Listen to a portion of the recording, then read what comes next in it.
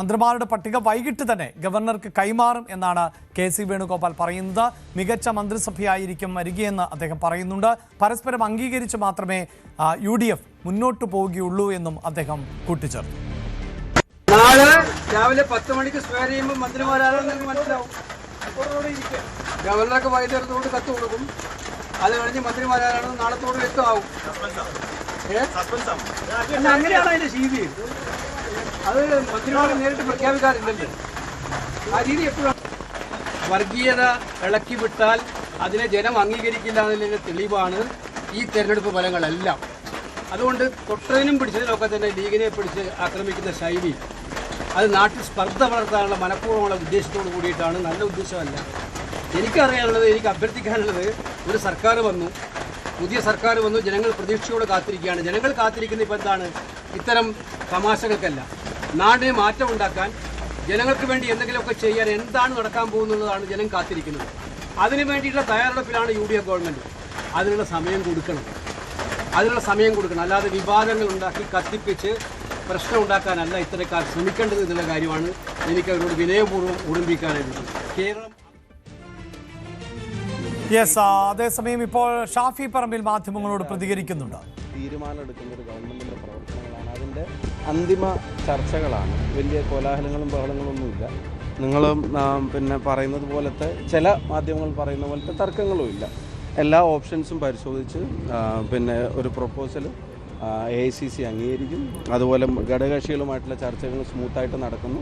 അതിനകത്തൊന്നും വലിയ പിന്നെ തർക്കങ്ങളോ വലിയ പ്രശ്നങ്ങളോ രൂപീകരണത്തിലേക്ക് പോകുന്ന തരത്തിലൊരു തടസ്സങ്ങളും ഇല്ലാത്ത തരത്തിലാണ് കാര്യങ്ങൾ പോകുന്നത്. തീർച്ചയായിട്ടും UDF പ്രവർത്തകർ കേരളത്തിലാകമാനം നാളെ ഇവിടെ എത്തിച്ചേരും. ആയിരക്കണക്കിന് ആളുകൾ നാളെ ഇവിടെ ഉണ്ടാവും. സന്തോഷത്തോടെ, അഭിമാനത്തോടെ 10 വർഷത്തെ ദുരിത ഭരണത്തിന് ജനങ്ങൾ കൽപ്പിച്ച അറുതി അതിൻ്റെ തുടക്കമാണ് നാളെ. അതിനെ സംബന്ധിച്ച് വ്യക്തമായ ധാരണ എനിക്കില്ല. എല്ലാവരും എത്ര എന്നാണ് ആഗ്രഹം?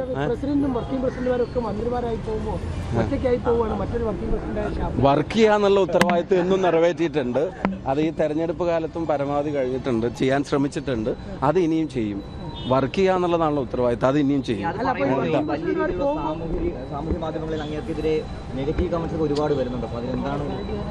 വിഷമമുണ്ടോ അതിനകത്ത്?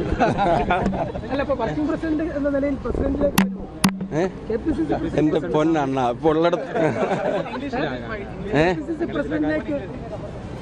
ഇല്ല, ഇപ്പം മന്ത്രിസഭാ രൂപീകരണത്തിന്റെ ചർച്ചകളാണ് ഇപ്പോൾ പാർട്ടിക്കകത്ത് നടക്കുന്നത്. അപ്പോൾ ഹൈപ്പോത്തറ്റിക്കൽ ആയിട്ടുള്ള കാര്യങ്ങളെ സംബന്ധിച്ച് ഞാനിപ്പോൾ പറയേണ്ടതില്ലല്ലോ. അത്തരം ഒരു ചർച്ച ഇപ്പോൾ ആരംഭിച്ചിട്ടില്ല. KPC ആയിട്ട് ബന്ധപ്പെട്ട കാര്യങ്ങൾ അതൊക്കെ പറയാൻ കോമ്പറ്റീറ്റീവ് ആയിട്ടുള്ള ആളുകൾ പറയും. അതിന്റെ ചർച്ച ഇപ്പോൾ ആരംഭിക്കും, അതിന്റെ തീരുമാനം ഇപ്പോൾ ആരംഭിക്കും എന്നുള്ളത് പറയും. It's a time to supply. It's a time to supply and cater the needs of the people.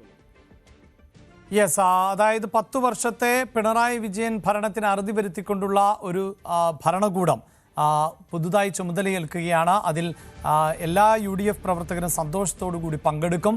ഈ മന്ത്രിസ്ഥാനത്തെ ചൊല്ലി ചില മാധ്യമങ്ങൾ പറയുന്നത് പോലെയുള്ള തർക്കങ്ങളില്ല എന്നാണ് അദ്ദേഹം പറയുന്നത്. കൂടുതൽ വാർത്തകൾക്ക് News 18 കേരളം YouTube ചാനൽ സബ്സ്ക്രൈബ് ചെയ്യുക.